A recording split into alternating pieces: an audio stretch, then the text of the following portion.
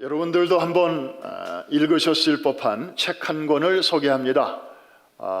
팬인가 제자인가 라는 말로 번역이 된 책인데 원래 제목은 좀 더 강한 제목입니다. Not a fan, 즉 나는 팬이 아닙니다 라는 그런 단호한 그런 그 뉘앙스를 지니고 있는 제목이죠. 지금으로부터 약 10년 전에 미국에서 출판되었고 같은 해 한국에 소개가 되면서 큰 반향을 일으켰습니다. 저 책을 쓴 저자는 켄터키주의 루이빌에 소재한 한 미국 교회의 젊은 교육 목사님입니다. 자기는 어린 시절에 그 마이클 조단의 그 사진을 이제 방에다가 붙여놨고 그 옆에다가 예수님 사진을 붙여 놓았다고 합니다.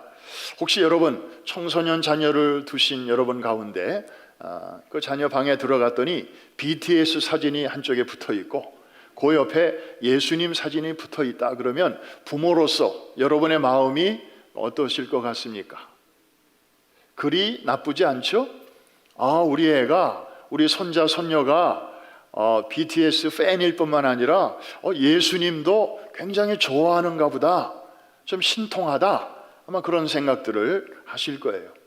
이 책의 저자도 어린 시절부터 교회 생활을 하면서 예수님이 좋아서 그 사진을 조단 사진 옆에다가 붙여놨는데 그때만 해도 자기는 예수님의 제자라고 생각했다는 거죠. 그런데 커서 그때 일을 보니까 자기는 제자가 아니었고 그냥 팬이었다. 성경이 말하고 있는 제자의 삶과는 너무나 거리가 멀었다. 그러면서 그 이후에 자신이 어떻게 해서 팬에서 이제 제자의 삶으로 옮겨갈 수 있었는가 하는 그 과정을 소상하게 담은 책이 바로 저 책입니다. 여러분, 팬 무슨 뜻인가요? 누군가를 그냥 적당히가 아니고 열정적으로 좋아하는 사람을 가리켜서 팬이라고 하죠. 저 책의 제목에 보면 FAN 하고 점이 있습니다.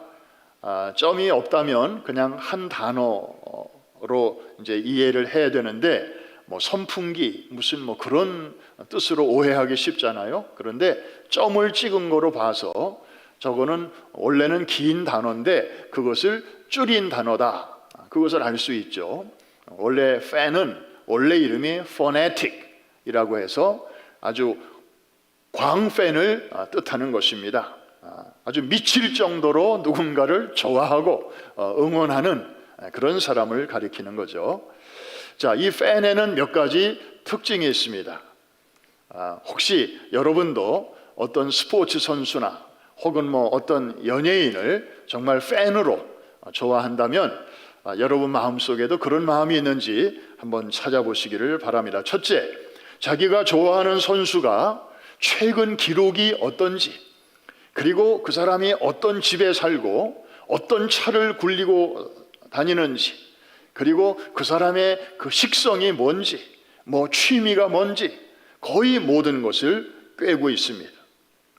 그렇지만 안타까운 것은 그 선수를 개인적으로 만난 일은 없습니다.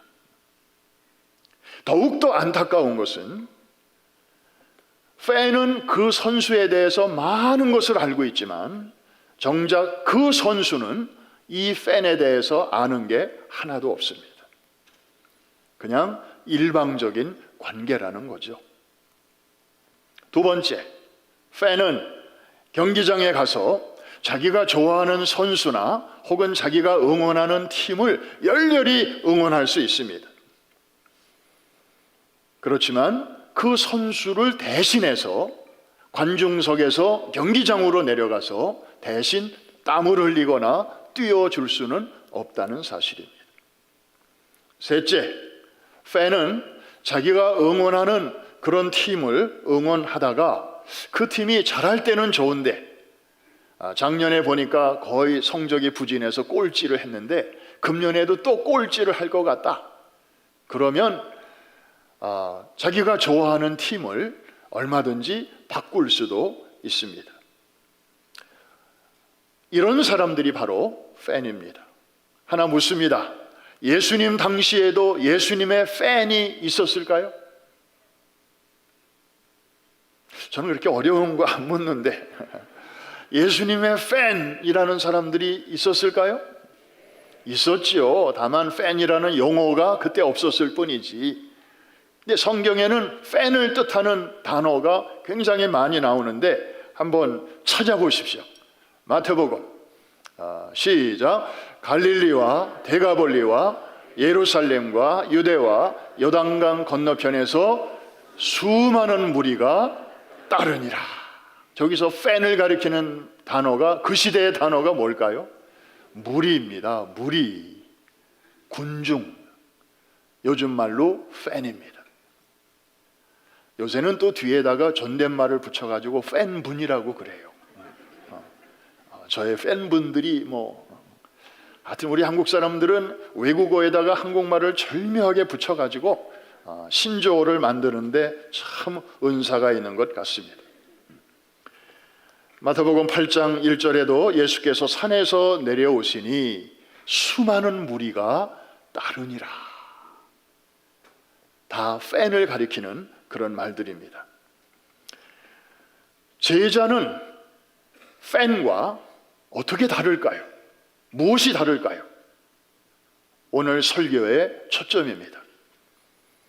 이 말씀을 잘 들으셔야 우리 자신이 진단이 됩니다. 나는 제자라고 생각하고 살았는데 나는 팬이었구나. 나는 팬인 줄 알았는데 나에게도 제자의 면이 있었구나. 여러분들이 스스로 자가진단이 되실 것입니다. 마가복음 3장 14절과 15절을 보면 예수님께서 많은 사람 가운데서 제자들을 뽑으시는 그 목적이 세 가지로 나오고 있습니다. 우리 같이 한번 읽으면서 세 가지를 딱 정리해 보시기를 바랍니다. 시작. 이에 12를 세우셨으니 이는 자기와 함께 있게 하시고 또 보내사 전도도 하며 귀신을 내쫓는 권능도 가지게 하려 하심이니라. 첫째, 함께 있게 하시려고. 둘째, 보내어 전도도 하게 하시려고. 셋째, 그들에게 무엇을 주시려고? 권능, 다시 말하면 하늘의 권세와 능력까지 저들에게 주셔서 그 여러 가지 일들을 잘 감당하게 하시려고 제자들을 부르셨습니다. 그런데 얼핏 보면 팬들도 예수님 주변에 구름같이 늘 많이 있었고요.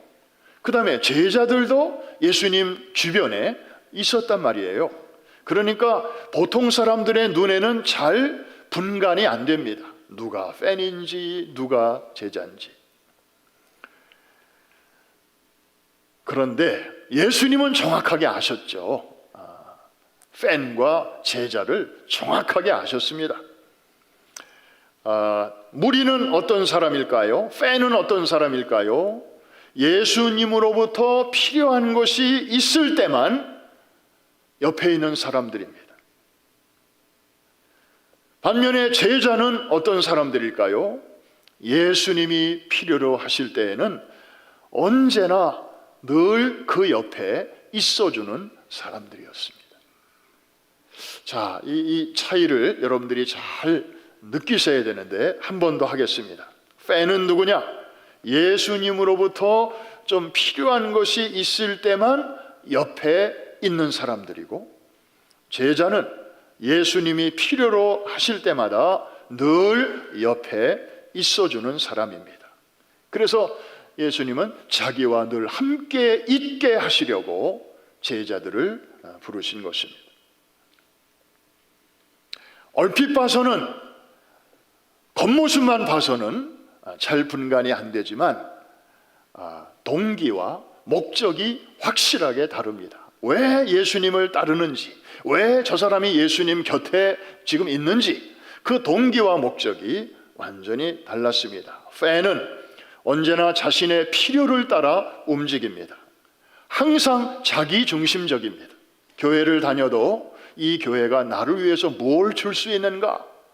우리 아이들을 위해서 뭘 이 교회는 줄 수 있는가? 항상 자기 중심이에요. 그래서 그게 딱 맞아 떨어지면 이 교회 다니다가 그게 조금 안 맞거나 또 그 기대에 못 미치거나 그러면 그것을 맞춰줄 수 있는 다른 교회, 다른 공동체를 언제든지 찾아 나섭니다. 팬은 언제나 자신의 이익, 자신의 필요가 충족될 때까지 따라다닙니다. 그러다가 그것이 다 채워지거나 아니면 한참을 따라다니는데도 별로 여기서는 채워질 기미가 가능성이 잘 안 보인다, 이렇게 판단이 되면 미련 없이 가차 없이 돌아섭니다. 그리고 다른 사람에게 그 기대를 걸어보는 것입니다. 그러나 여러분, 제자는 다릅니다. 자신의 목적과 이익에 따라 이합집산하지 않습니다. 오히려 자기 자신보다도 내가 따르고자 하는 그분 중심으로 삽니다. 그리고 자신으로 인해서 주님의 이름이 무사람들에게 모욕을 당하거나 업신여김을 당하는 것을 자기는 눈뜨고 볼 수 없어 합니다. 도저히 용납할 수 없는 것이죠. 이것이 바로 주님이 제자를 부르신 첫 번째 목적입니다. 자기와 함께 있게 하시려고. 두 번째로는 보내어 전도도 하게 하시려고 제자들을 부르셨습니다. 이 말은 다르게 말하면 예수님께서는 복음 전할 부탁을 제자들에게 하셨다, 이 말입니다. 군중들에게는 그 부탁을 하신 적이 없어요. 오늘 이 자리에 만장하신 여러분, 오늘 저 때문에 보리떡 5개와 물고기 2마리로 배불러 아주 잘 드셨죠? 그러니까 이제 그 대가로 돌아가서 열심히 복음을 전하십시오. 주님은 한 번도 그런 부탁을 하신 적이 없습니다. 오직 제자들에게만 하셨습니다. 지난 주일날 설교 드린 대로 천사도 흠모할 만한 그런 아름다운 부탁이었습니다.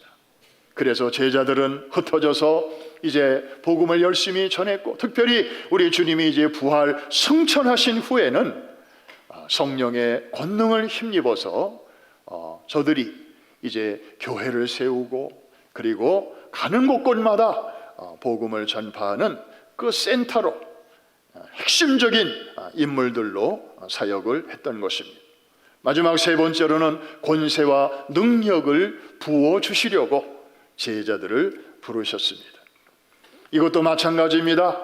여러분, 복음서를 읽어보셨을 테니까 혹시 어느 대목에서 예수님께서 무리들에게, 군중들에게, 팬들에게 예수의 이름으로 귀신을 쫓아내라고 그런 권세를 주신 적이 있나요? 있나요? 없어요. 오직 제자들에게만 주셨습니다. 하나님 나라의 복음을 맡기셨습니다. 여러분, 하나님 나라는 무엇입니까? 하나님의 완전한 통치, 그것이 바로 샬롬이고 우리에게는 행복입니다. 하나님의 샬롬이 임한 곳에는 더 이상 사탄의 통치가 있을 자리가 없습니다. 그래서 병마가 쫓겨가는 것이고 귀신들이 도망가는 것이고 온전한 하나님의 나라가 이루어지는 것인데, 그 놀라운 권세를 예수님께서는 제자들에게 주셨던 것입니다.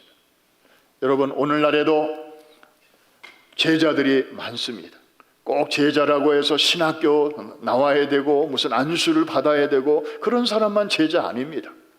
얼마든지 집사님 중에도, 장로님 중에도, 권사님 중에도, 아니 설령 직분이 없는 그런 신실한 그리스도인이라 할지라도 제자도의 길에 서서 하나님 말씀대로 주님이 원하시는 그런 삶을 살아드리는 사람들에게는 동일한 은혜와 복을 주님께서는 부어 주십니다. 성령의 능력과 권세도 베풀어 주실 것입니다. 여러분, 그런 권세를 소유만 하지 말고 그것을 믿음으로 행사하시기를 주의 이름으로 축복합니다. 여러분, 목장 식구나 가족이나 누가 지금 병원에 입원해서 지금 아주 위태로운 상황에 있는데 맨날 목사님 언제 오세요? 그러고만 있지 마시라. 여러분들이 신방 가셨을 때 그 환자의 몸에 손을 얹고 예수의 이름으로 간절히 기도하십시오.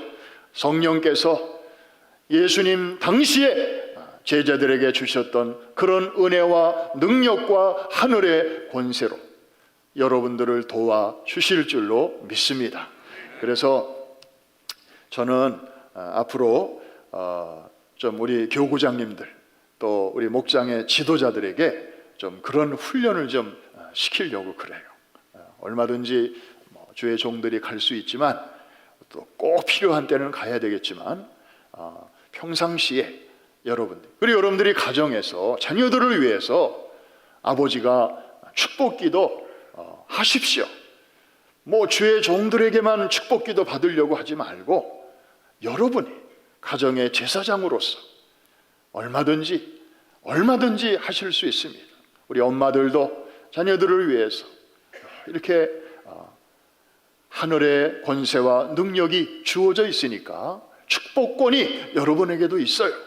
그러니까 좀 담대하게 거침없이 하나님께로부터 받은 그 선물을 잘 빨리 포장지를 풀고 그것이 뭔지를 빨리 발견하고 그리고 여러분의 삶 속에서 행사하게 되시기를 주의 이름으로 축원합니다. 이제 잠깐 타임머신을 타고 2000년 전에 예수님 당시로 한번 돌아가 볼까요? 그 당시에 사실 예수님을 아는 사람들은 그리 많지 않았습니다. 왜냐하면 그 당시에는 예수님은 베들레헴에서 나셔가지고 나사렛에서 한 30년 조용하게 지내셨고 그리고 이제 갈릴리 지방의 가버나움을 선교센터로 삼으시고 이제 막 하나님 나라 운동을 시작하셨어요. 그때는 SNS라는 게 없었어요. 카톡이나 유튜브가 없었고요. 그리고 예수님은 해외여행을 하신 적이 없어요. 그리고 그 당시 일반 사람들도 다른 나라에 가본 사람은 그렇게 많지 않을 때예요. 그러니까 예수님에 대한 그런 소문이 그저 그 안에서는 좀 있었지만 그 주변에 있는 여러 나라들에게까지 퍼지기는 참 어려운 그런 때였습니다. 예수 그리스도가 누군지도 잘 모르는 상황, 그런 상황에서 예수님이 나를 따르라 하고 제자로 부르실 때 정말 하던 일을 멈추고 그분의 제자로 따라 나선다고 하는 것은 우리가 성경을 읽으면서 예수님이 부르셨구나, 그래서 따라 나섰구나 하고 그냥 쉽게 우리는 읽을 수는 있지만 그 제자들의 신발을 한번 신어보면 결코 쉽지는 않았을 것입니다. 그리고 대단한 모험이었을 것입니다. 지금까지 자기에게 익숙했던 모든 삶의 방식을 포기해야 하는 것이니까요. 여러분, 그 베드로 형제와 또 그 야고보 형제를 부르실 때 보면 성경에 보면 곧바로 그물을 버려두고 따르니라. 그리고 아버지를 뒤로 하고 곧바로 따라 나서니라. 성경에 막 이렇게 나오잖아요. 야, 정말 대단하다. 어떻게 그럴 수가 있었을까? 저는 아까 우리 찬양대와 오케스트라가 정말 오래간만에 귀한 찬양을 해주셨습니다. 정말 오래간만에 보는 그런 광경이었습니다. 특별히 곡이 이제 나부코에 나오는 그 히브리 노예들의 합창, 고향을 그리워하고 성전을 그리워하는 그들의 그 심정을 잘 담은 곡이라서 정말 오늘 이 자리에 모인 우리들의 마음과 잘 이렇게 통하는 것 같아서 첫 마디가 나오는데 저도 모르게 그냥 눈물이 핑 돌았습니다. 우리 성도들의 마음이 저랬겠구나. 그런데 그 오케스트라 풀 악기가 나오진 않았지만 제가 좋아하는 악기 중에 바순이라는 악기가 있습니다. 저는 그 악기에 대해서 잘 몰라요. 근데 이름이 너무 좋아요. 바순. 바로 순종의 약자거든요. 저 악기처럼만 살 수 있으면 얼마나 좋을까. 왜냐하면 우리는요, 뭐 설교를 듣거나 혹은 뭐 큐티를 하다가 이게 하나님의 나를 향한 뜻이로구나 분명히 거기까지는 깨달아도 이게 순종하기가 쉽지 않아요. 교회에서 무슨 일을 부탁해도 기도해 보겠습니다, 혹은 식구들과 의논해 보겠습니다, 와이프와 상의해 보겠습니다, 뭐 대개 이러면서 조금 이렇게 유예 기간을 두어요. 즉시 순종하는 사람도 없지는 않지만, 그러다가 결국에는 많은 분들이 순종은 해요. 그런데 속으로 그런 생각이 드는 거죠. 기왕에 순종할 바에, 기왕에 할 거면 좀 이렇게 질질 끌지 말고. 근데 마가복음을 읽어보니까 부르심을 받았을 때 그 부르심 앞에 제자들의 순종하는 태도가 너무 놀라워요. 곧바로, 즉시. 이게 바로 바순 아닙니까? 바순 잘 부시기를 주의 이름으로 축복합니다. 귀 있는 자만 들을지어다. 그냥 질질 끌다가 마지못해 그렇게 하시지 말고. 정말 그 시대의 제자들은 정말 훌륭했어요. 주님에 대한 사전 정보가 뭐 충분한 것도 아니었고 마치 아브라함을 보는 것 같아요. 그런데 저들이 순종했을 때 주님께서 저들의 삶을 어떻게 그 이후에 인도하셨는지를 우리가 복음서 전체를 읽으면서 보니까 정말 저들의 결정은 참 옳았구나, 참 그들이 잘했구나 하는 것을 우리는 옆에서 이렇게 보게 됩니다. 왜냐하면 주님이 저들의 삶을 끝까지 책임져 주셨기 때문입니다.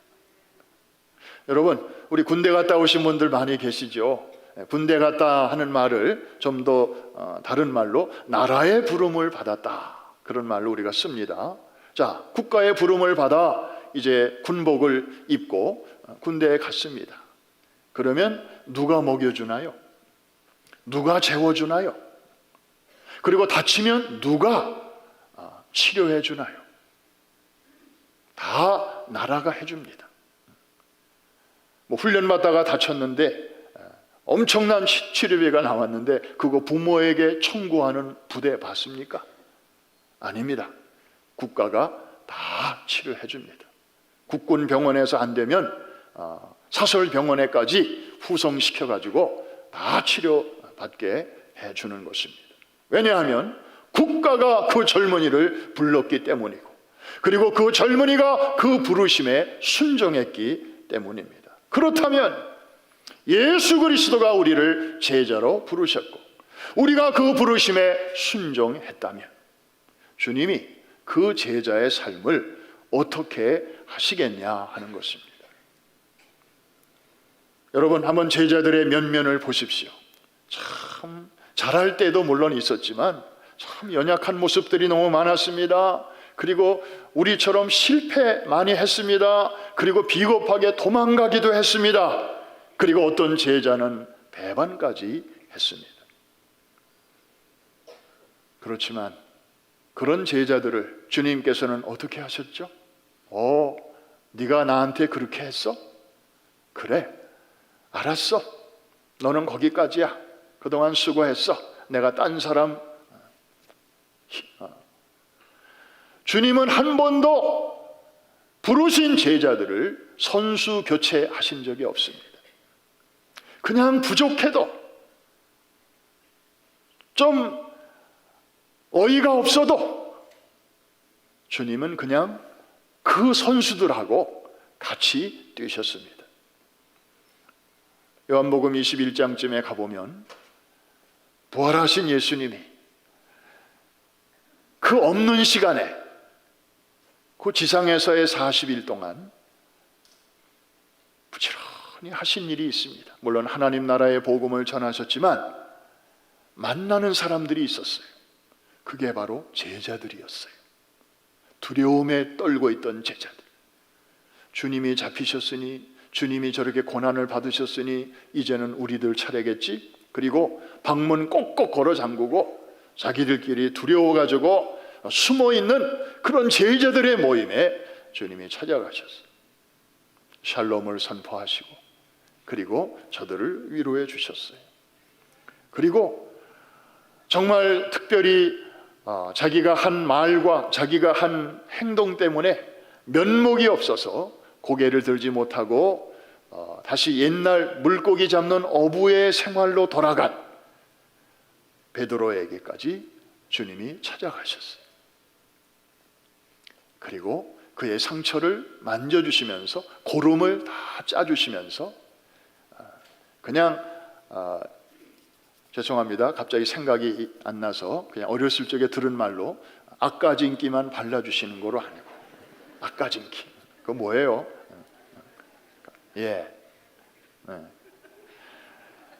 그냥 그렇게 싸매해 주시는 거로 끝난 게 아니에요.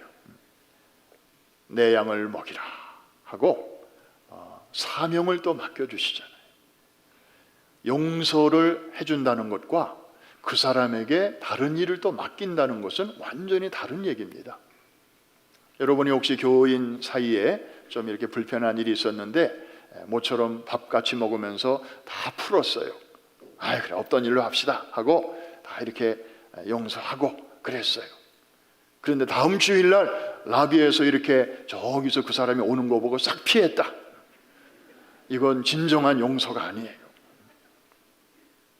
그 사람 만날까 봐 교회 가는 게 겁난다. 이건 진정한 용서가 아니라니까요.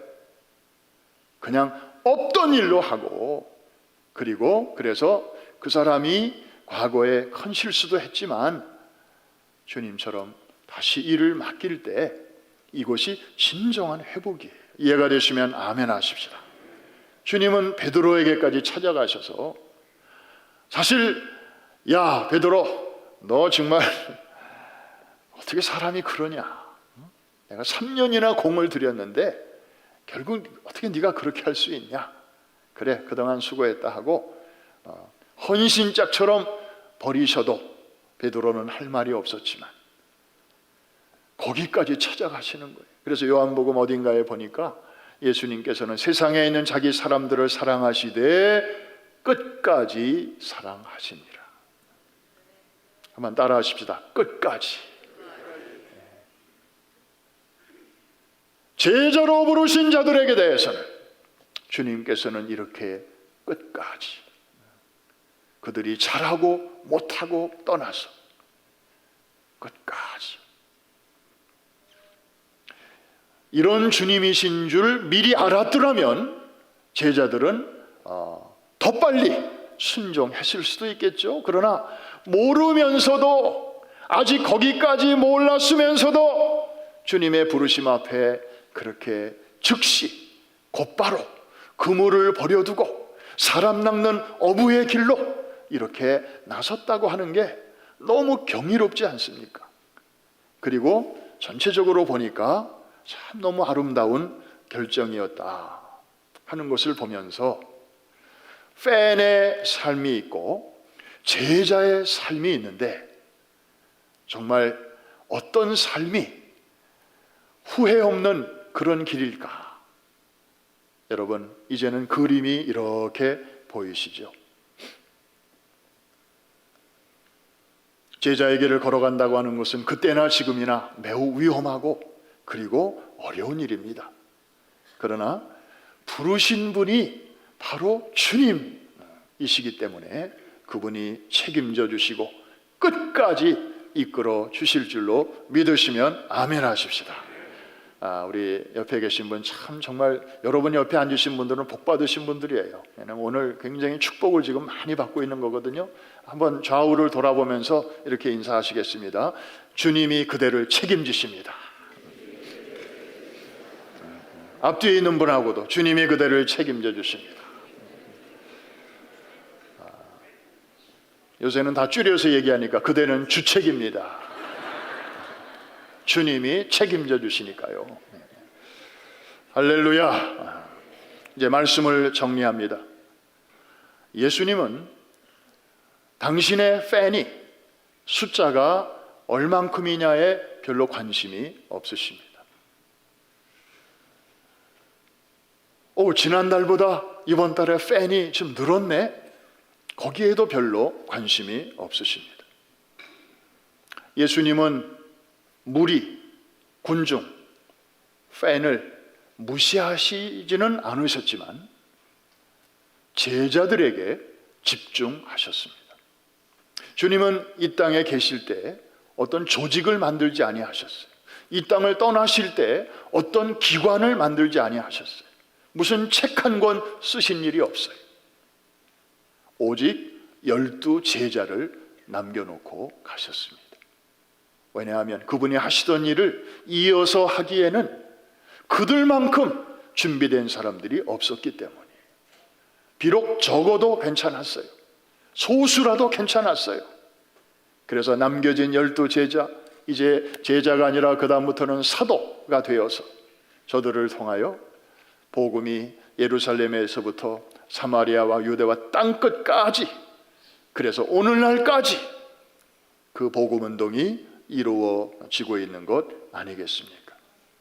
주님은 예나 지금이나 제자들을 부르고 계십니다. 사람들을 팬이 아닌 제자로 부르고 계십니다. 여러분, 오늘 자신에게 한번 질문해 보십시오. 자, 오늘 설교를 통해서 이런 사람들이 팬이로구나, 이런 사람들이 제자로구나. 그렇다면 나의 영적인 현 주소는 지금 이쪽과 저쪽 중에서 어느 쪽에 가까운가? 사실 우리가 이렇게 평상시에 교회 안에서 모일 때에는 잘 분간이 안 돼요. 미안합니다. 분명히 이 예배당 안에 지금 예배드리고 있는 여러분 중에 팬이 있을 것입니다. 그리고 제자도 있을 것입니다. 그런데 우리는 잘 모릅니다. 그리고 팬데믹 전에 잘 몰랐어요. 그런데 2년 전에 팬데믹이 딱 터지고 나서 예배당에 모일 수가 없고 각자 흩어져서 예배를 드리는 삶으로 들어가다 보니까 준비된 분들은 별 문제 없었어요. 가정에서도 거기도 하나님 계심을 인정하고 거기서 믿음 잘 지킬 수 있었어요. 그런데 제자인 줄로 알았는데 막상 혼자서 가정에서 신앙을 지키려다 보니까 처음에는 좀 되는 것 같았는데 시간이 지나면서 나도 모르게 마음가짐이 흔들리고 자세가 흐트러지고 자녀들 보기에 창피하고, 나도 어떻게 할 수 없는 그런 내 영적인 상태가 보여질 때 내가 진정한 제자는 아직 아니었구나. 말씀을 듣고 보니 내가 팬이었구나.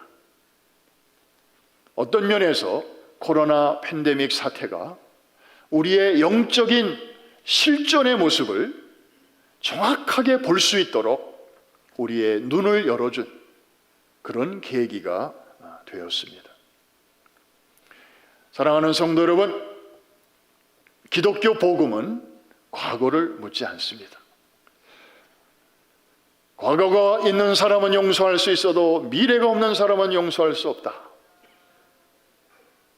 그런 말이 있듯이 여러분, 지금까지 우리가 어떤 길을 걸어왔던지 간에 오늘과 그리고 앞으로가 참 중요합니다. 나는 팬인가 제자인가?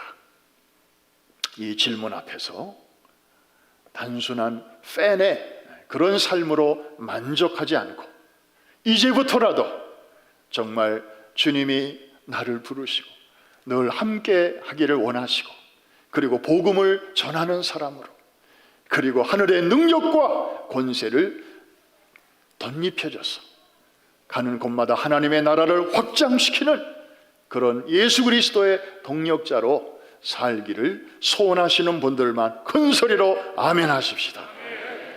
그동안에 예수 그리스도의 팬클럽에 가입되어 있던 분들은 오늘부로 탈퇴하시기를 주의 이름으로 축원합니다.